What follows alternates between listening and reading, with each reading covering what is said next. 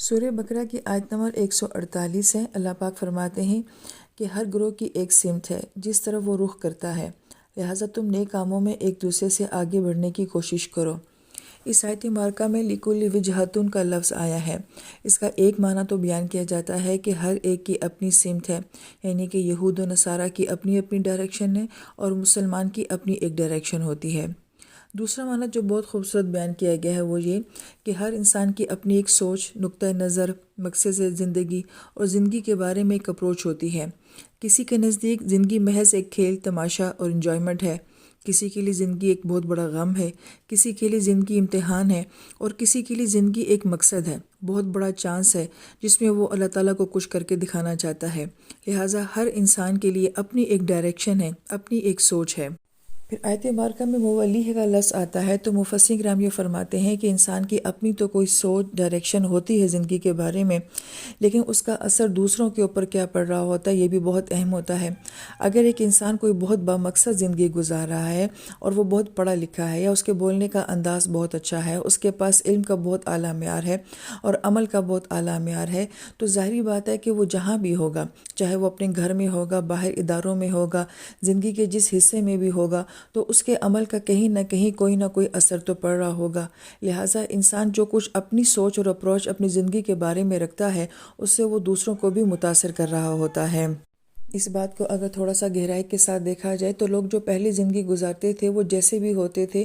تو ان کے جو اثرات ہوتے تھے زندگی کے وہ بڑے محدود پیمانے پر ہوتے تھے، کیونکہ ظاہری بات ہے کہ میڈیا کا دور نہیں تھا تو گویا کہ متاثر ہونے والا چند حلقہ احباب ہوتا تھا۔ اگر اچھا انسان ہوتا تھا تو اس کے آس پاس بھی یہی معاملہ ہوتا تھا، اگر کوئی برا انسان ہوتا تھا تو تب بھی یہی معاملہ ہوتا تھا۔ لیکن اب جب کہ میڈیا کا دور ہے تو ایک انسان کی اچھائی جو ہے وہ بڑی وسعت کے ساتھ دوسروں تک پہنچتی ہے، اور اسی طرح کسی انسان کی برائی بھی بڑی وسعت کے ساتھ دوسروں تک پہنچتی ہے۔ تو گویا کہ آج انسان اپنے ہر عمل سے، اپنی اپروچ سے، اپنی سوچ سے، اپنی زندگی سے، اپنے بولنے کے انداز سے جو ہے وہ بہت بڑے پیمانے کے اوپر دوسروں کے اوپر اثر ڈال رہا ہے۔ لہٰذا دیکھنا چاہیے کہ ہم خود کیا ہیں۔ تو ہم خود تو جو کچھ بھی ہیں اپنی زندگی کے بارے میں جو سوچ بھی رکھتے ہیں وہ صرف ہماری ذات کا معاملہ ہے، لیکن ہماری ذات سے دوسرے کتنے لوگ متاثر ہو رہے ہیں یہ بڑی اہم بات ہے۔ لیکن آیت مبارکہ میں اس کو بہت مثبت بیان کیا گیا ہے، اس لیے فرمایا کہ فاستبقوا الخیرات، کہ بس تم اپنی نیکیوں میں سبقت کرنے والے بنو، کہ تم اپنی زندگی میں کوئی خیر کا، کوئی خوبصورت، کوئی اچھا تاثر جو ہے وہ چھوڑو۔ کوئی تمہیں دیکھے تو کہے یہ کتنا اچھا بولتا ہے، اس کا ادب کتنا اچھا ہے، اس کا مزاج کتنا اچھا ہے، اس کا علم کتنا اچھا ہے، اس کا مقصد کتنا بڑا ہے۔ تو گویا کہ نیکیوں کے معاملے میں اس سوچ کو جو ہے وہ اختیار کرنا چاہیے۔ لیکن فاستبقوا الخیرات کے ضمن میں ایک اور اہم نقطہ بھی جو علماء کرام نے اٹھایا ہے کہ وہ یہ کہ انسان نیکی اس نیت سے نہ کرے کہ وہ نیکی کر کے یہ دیکھے کہ اس کا اثر جو ہے وہ کہاں جا رہا ہے، وہ کیسے ہو رہا ہے۔ مثلا اگر ایک انسان نماز پڑھتا ہے اور ایسی جگہ پہ پڑھتا ہے کہ جہاں نماز پڑھنے کا معمول نہیں ہے، مثلا کسی پلے گراؤنڈ میں پڑھ لیا، کسی شاپنگ ہال میں پڑھ لیا، کسی پارک میں پڑھ لیا، اور اس کے بعد پھر وہ یہ دیکھے کہ میرے آس پاس کے لوگ مجھے دیکھ رہے ہیں کہ میں کتنا اچھا کام کر رہا ہوں، اس ماحول میں رہتے ہوئے بھی کر رہا ہوں، اس کا کیا اثر پڑ رہا ہے، تو اس صورت میں پھر اس عمل کی جو حقیقت ہے یا روح ہے وہ ختم ہو جائے گی۔ فاستبقوا الخیرات میں یہ کہا جا رہا ہے کہ بس تمہارا اپنا کام یہ ہے کہ زندگی کی ڈائریکشن کو صحیح رکھ کے تم ایک ڈائریکشن کے اوپر صحیح عمل کرتے رہو۔ اب وہ عمل کیسے اثر کرے گا، کس طرح کرے گا، کتنی وسعت کے ساتھ کرے گا، وہ عمل کہاں تک جائے گا، یہ اللہ تعالیٰ کا کام ہے، یہ ہمارا کام نہیں ہے کہ ہم اپنے اعمال کو خود ہی جج کرنا شروع کر دیں کہ جو میں نے زندگی میں کیا اس کا کیا اثر ہے۔ کیونکہ یہ بڑی گہری بات ہے کہ ہو سکتا ہے کہ ایک انسان بہت اچھا عمل کرتا ہو لیکن بظاہر اس کو کوئی اثرات نظر نہ آ رہے ہوں، تو وہ کہے کہ میرے عمل کا تو کوئی اثر نہیں ہوتا۔ تو ہم نے اپنے کتنے اکابرین کی زندگی میں دیکھا ہے کہ وہ جب دنیا میں رہے تو کوئی ان کو جانتا بھی نہیں تھا، ان کے کاموں کو بھی نہیں جانتا تھا۔ پھر جب وہ دنیا سے گئے ہیں تو لوگوں کو پتہ چلا ہے کہ دنیا میں کتنا بڑا انسان رہتا تھا۔ پھر آیت مبارکہ میں جو ہے وہ سبقہ کا لفظ آیا ہے۔ سبقہ کا لفظ ہماری اردو زبان کا لفظ بھی ہے، ہم کہتے ہیں آج سبق نمبر 1 ہم نے پڑھا، سبق نمبر 2 پڑھا، تو گویا کہ بڑا پیارا معنی یہ بیان کیا گیا ہے کہ ہم ہر روز ایک نیا سبق پڑھتے ہیں، ایک نئی چیز کو سیکھتے ہیں، جانتے ہیں، اس لیے اس کو سبق جو ہے وہ کہا جاتا ہے۔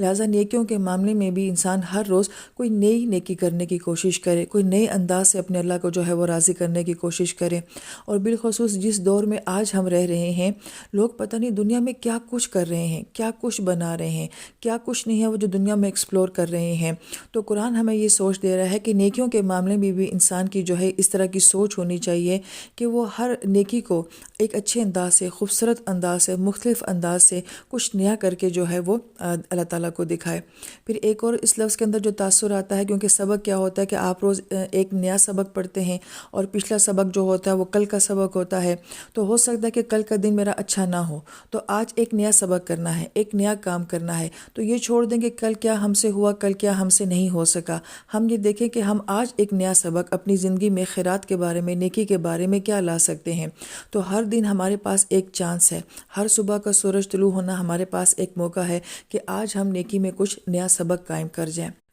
پھر لفظ خیرات جو لایا گیا ہے معدودات کے وزن کے اوپر، ایک تو اس کو جمع قلت میں بیان کیا گیا ہے۔ جمع قلت سے ایک تو یہ مضمون بیان کیا جاتا ہے کہ زندگی میں اگر بہت زیادہ نیکیاں نہ بھی ہوں تو کم سے کم کچھ نیکیاں تو زندگی میں لازمی ہونی چاہیے۔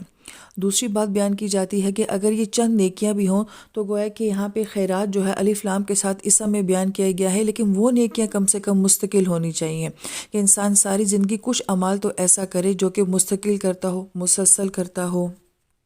تیسری بات یہ بیان کی گئی کہ خیرات میں اگر بہت زیادہ نیکیاں نہیں بھی ہیں لیکن کم سے کم کچھ نیکیاں تو ایسی ہیں، کیونکہ بہرحال وہ جمع کا صیغہ ہے کہ جو مختلف طرح کی نیکیاں ہیں۔ انسان عبادات میں بھی آگے جائے، معاملات میں بھی آگے جائے، دنیا کے لیے بھی آگے جائے، علم کے لیے بھی آگے جائے، تو گویا کہ اس میں بہرحال جو ہے نیکیوں کے اندر ایک ورائٹی کا ہونا یا ایک وسعت کا ہونا، اس کا معنی بھی پایا جا رہا ہے۔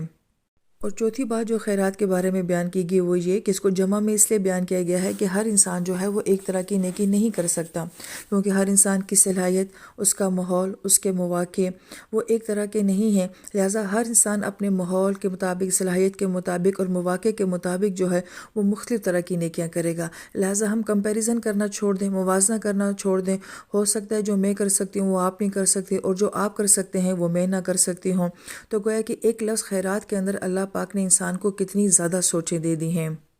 پھر اللہ پاک فرماتے تم جہاں کہیں پہ بھی ہوگے، اللہ پاک تم سب کو جو ہے وہ گٹھا لے کر آ جائے گا، یعنی کہ تم اپنی اپنی زندگی میں، اپنی اپنی ڈائریکشن میں، اپنے ماحول کے مطابق، صلاحیت کے مطابق زندگی میں نیک اعمال کرتے رہو، اور یہی کرتے کرتے ایک دن انسان جو ہے وہ اپنے رب کی طرف بلا لیا جائے گا۔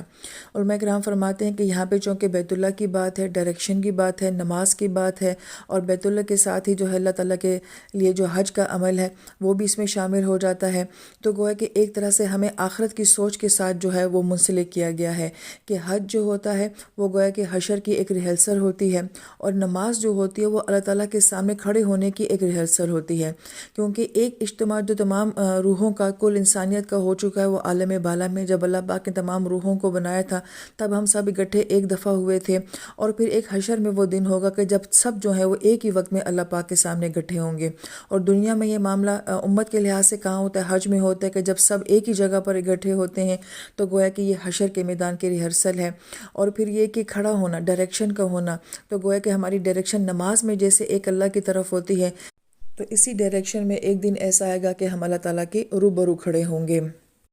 اور پھر اگلی آیت مبارکہ میں اللہ پاک فرماتے ہیں کہ تم جہاں کہیں بھی ہو، سفر کے لیے ہو، جہاں کہیں بھی ہو، اپنا رخ جو ہے وہ مسجد حرام کی طرف کر لو، اور یہ بات تمہارے رب کی طرف سے حق ہے۔ اس کا ایک معنی جو بیان کیا گیا ہے وہ یہ کہ زندگی میں ڈائریکشن کا ہونا، مقصد کا ہونا، اور انسان کی ڈائریکشن اور مقصد صرف اللہ تعالیٰ کی ذات ہونی چاہیے، یہ کوئی آپشنل بات نہیں ہے بلکہ یہ حق ہے، کیونکہ حق کا معنی جو ہے وہ ایک بیان کیا گیا ہے کہ یہ مقصد ہے، دوسرا یہ کہ یہ حقیقت ہے، اور تیسرا یہ کہ یہ حقوق ہے۔ تو گویا کہ اللہ تعالیٰ کے لیے زندگی کا مقصد ہونا جو ہے یہ کوئی ہمارے لیے اختیاری عمل نہیں ہے کہ چاہے تو کریں چاہے تو نہ کریں، بلکہ یہ لازمی بات ہے۔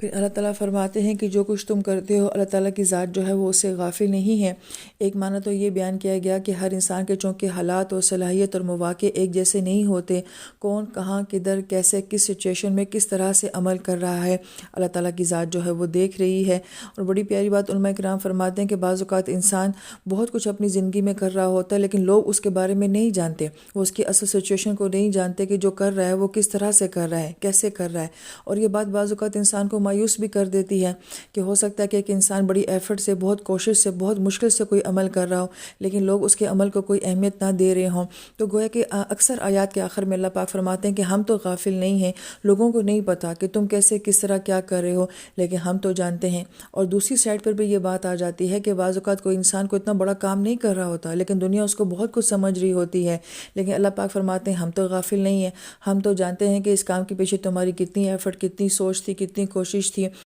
گویا کہ دونوں لحاظ سے یہ بڑی معنی خیز بات ہے کہ اللہ پاک فرماتے ہیں کہ ہم غافل نہیں ہیں۔